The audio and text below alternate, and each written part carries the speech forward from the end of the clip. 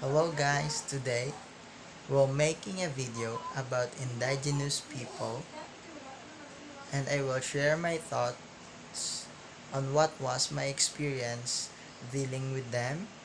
Second is what is indigenous people current situation in the community, and the last one is the importance of understanding indigenous studies. I hope you will watch this video until the end. Are you ready? In 3, 2, 1. Number 1. What was my experience with indigenous people? Number 1 is my personal experience with the IP is that indigenous peoples are social and cultural groups that have shared ancestral ties to lands and natural resources they live on, occupy, or have been displaced from. Their identities, traditions, livelihoods, and physical and spiritual being are all intricately linked to the land and natural resources on which they rely.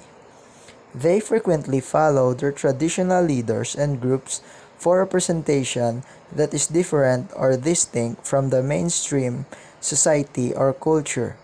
Many indigenous peoples are continued to speak a language that is different from the official language or languages of the country or region where they live. Number 2. IP's current situation in the community. Second is the IP's current situation in the community.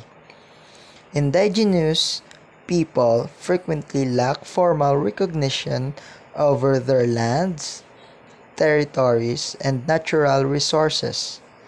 They are frequently the last to receive public investment in basic services and infrastructure, as well as they face numerous barriers to. This legacy of inequality and exclusion has made indigenous community more vulnerable to the impacts of climate change and natural disaster such as disease outbreaks like COVID-19. The lack access to the national health, water, and sanitation services, as well as market closure and mobility restriction, have worsened pandemic vulnerabilities, affecting people's livelihoods, food security, and well-being. That the importance of understanding indigenous studies. The third one is that the importance of understanding indigenous studies. During today's discussion on culture and education in the Permanent Forum on Indigenous Issues, the significance of educating youth in their own cultures and using indigenous languages to do so was emphasized. Millions of youngsters are still being taught in the language they don't speak or comprehend. According to the United Nations Scientific, Educational and Cultural Organization, or UNESCO, went on to say that indigenous people's participation in curriculum development was still limited, and that education fell short of removing prejudice and discrimination against indigenous peoples. Indigenous youth would continue to be separated from their own tradition due to the lack of indigenous education.